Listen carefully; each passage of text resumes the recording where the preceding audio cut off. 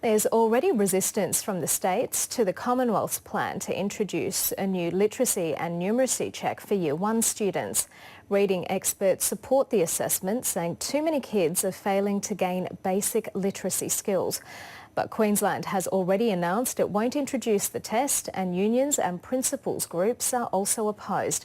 Natasha Robinson reports. Kick, reef, short. Jump.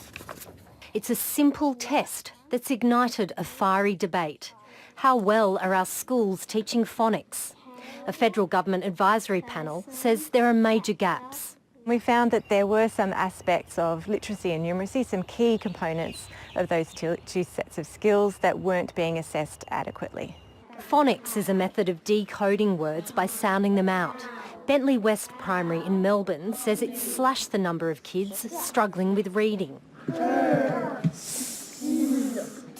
We teach a lot more explicitly now, which means that we actually really spell out to the students what it is that they're going to learn. You need to get in there and teach them how letters and sounds link together to give them that basic alphabetic principle. South Australia is already running a phonics trial, but the Year 1 check wouldn't just be about reading. Numeracy would also be tested.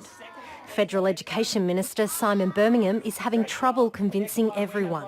We already have parents saying that they have concerns about NAPLAN in Year 3.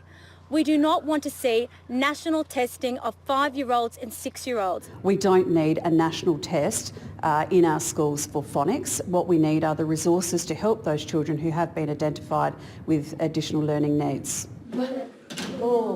Bentley West has already introduced the UK-style phonics screening test. I understand the angst, but when people understand how quick and easy the check is to administer, it's 5 to 7 minutes.